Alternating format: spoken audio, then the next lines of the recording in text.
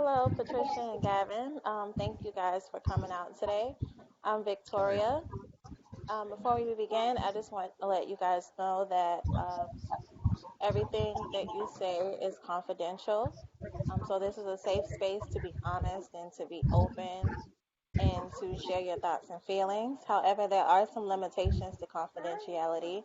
If you say something that I feel is a threat to yourself or a threat to others, then there's a possibility that I may have to breach that confidentiality. Do you guys have any questions about that before we begin? No. No, I'm good. Okay, great. So Patricia and Gavin, can you guys tell me a little bit about what brought you here today? Well, Well, I'll I start. don't want to be here. Go ahead and start since you're the one who wants us to be here. Okay, I want us to be here um, because Patricia wants to control everything. Um, even to the point of announcing that we're getting a divorce to our friends we actually, or before we actually made the decision that we were going to get a divorce. She made the decision, and I feel like we can work it out. Okay, Patricia, how do you feel about what Stuart just said? Gavin just said.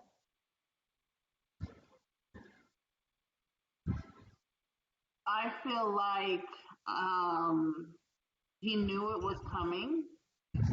Do I control stuff? Yes. But I felt like the relationship has not been where it has been, and so I don't get why he was so surprised. But I'm only doing this because he wanted to. But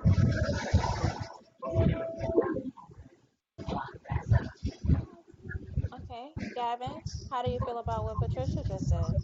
Well, I feel like Patricia doesn't want to talk about our marriage, just like she didn't want to talk about the death of our son, which is the moment that our marriage started going downhill. And she wants to keep all that inside and not talk about it like it didn't happen when it did happen. And it's the most, really, it was the most dramatic thing in our relationship. Well, first, I want to say I'm sorry for the loss of your son, and I can't even imagine how that must feel. Um, Secondly, you said that you stated what I'm hearing is the marital problem started after the loss of your son, and you feel like she wasn't open with you about her feelings towards it. Exactly. Patricia, how do you feel about that?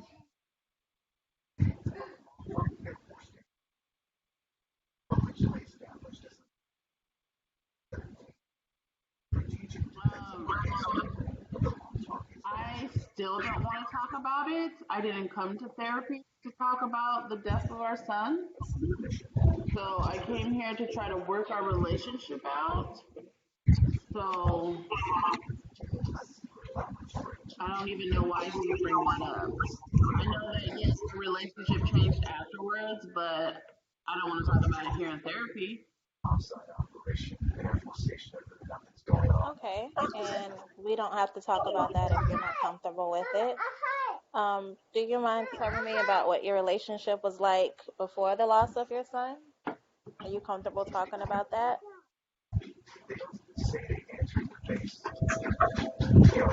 That's fine. Okay. So, what was your marriage like when it was the three of you? Why don't you tell her, Patricia? It was fine. I don't think we had any issues. I agree.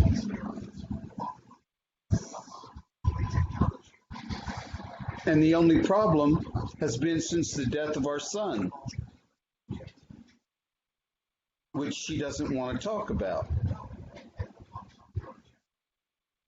So it isn't uncommon for families, especially married couples, to experience different feelings after the loss of a child.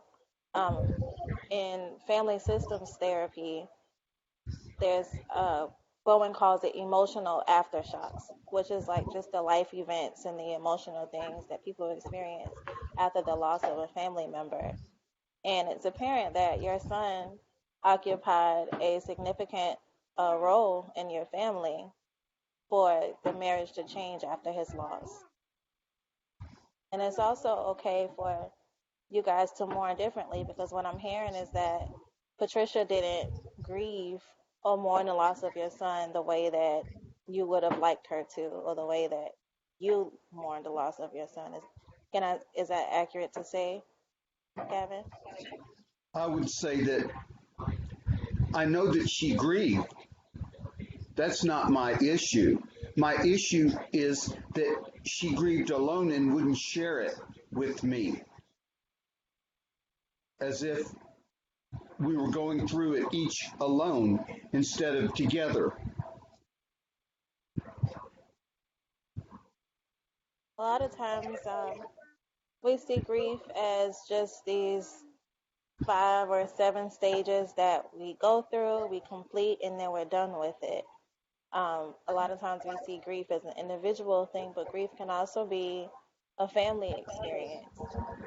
And it can cause conflict when one person grieves or mourns differently from another person, especially husband and wife. Have you In guys this tried case, to? Well, I just don't.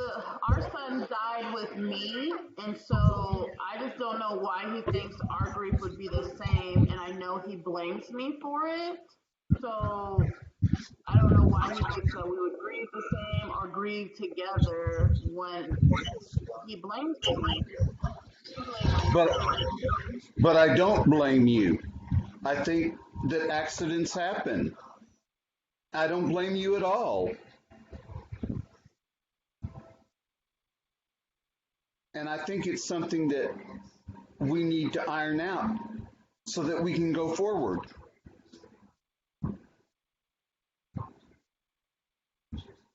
Is that something that you both will be willing to do? Well, I am. I will try. I told him that I will try, so that's what I'm going to do. But how many sessions are we talking about? Like, what do you think we need to do to resolve our issues? Well, it depends. What would you guys like to get out of this? What are areas that you guys feel that you can work on or need to be worked on? I think our communication is broken down. Okay, the lack of communication. You agree with that, Patricia? I think, or in lack of empathy, I think it's something to work on. Like, there's no relation. I think it's like trust and empathy. Those are the two things that I think we need to work on. Okay, so what I'm hearing is we need to work on more effective communication, maybe some active listening, and trust building. Okay, so we can actually start with some of that today. I have some homework exercises for you. Um, One of the things that we do in order to help people gain trust and build trust is just do things together. And it doesn't have to be anything major or out of the way. Eat dinner together, watch TV together, go to lunch together, just sit down and talk together, just things like that. Does that seem like that's doable or possible for you guys at the moment? I'm okay with that. I think I can do that. Yeah, I can do that because we don't spend any time together at all. So how Okay. much time should we start in the beginning? We can just start small. Find one activity a day that you guys can do together, and it can be something as simple as eating breakfast together, talking over a cup of coffee before work. Okay. As far as communication, practice active listening. Active listening is the process of actually listening to what the person is saying and giving a, for lack of a better word, a summary of what the other person is saying so that they know that you understand what's being said.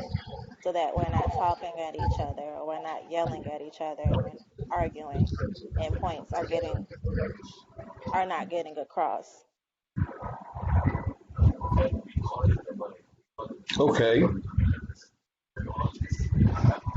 Okay, I can work on that. Okay, great. Do you guys have any other comments or concerns that we can probably address today in the time we have left? I'm good. What about you, Patricia? Yeah, I'm good. I think this was a good beginning.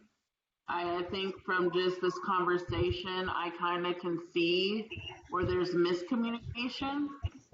So I think working on communication is smart, and it will help us regardless if we stay married or not.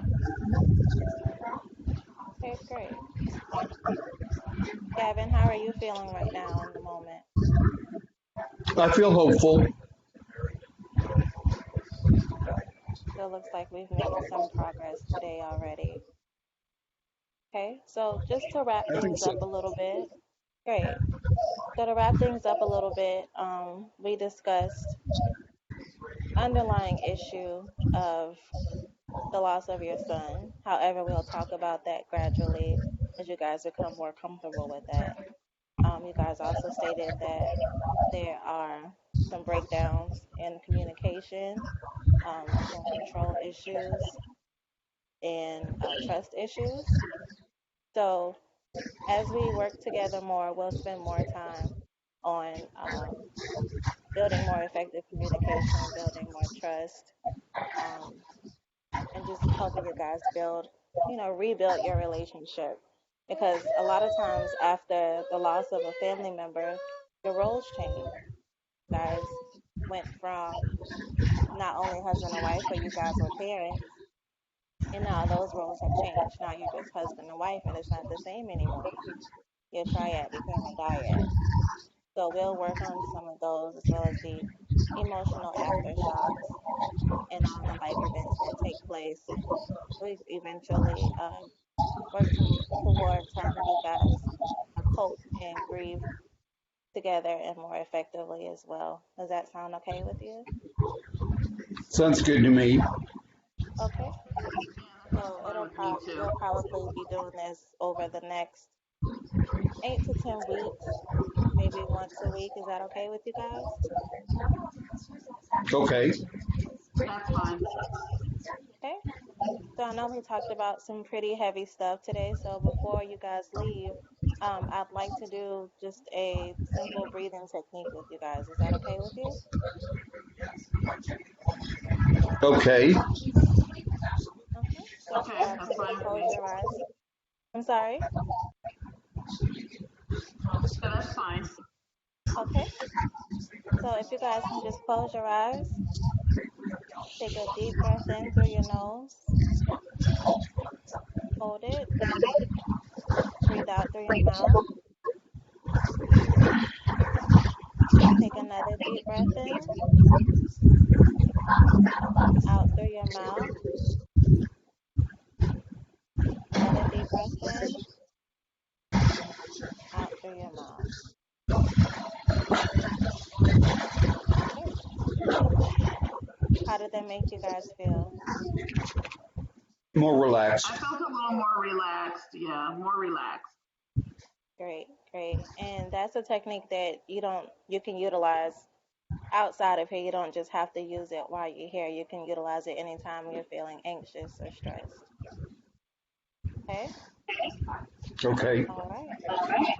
Well, I thank you guys so much for coming out today, and I will see you guys again next week.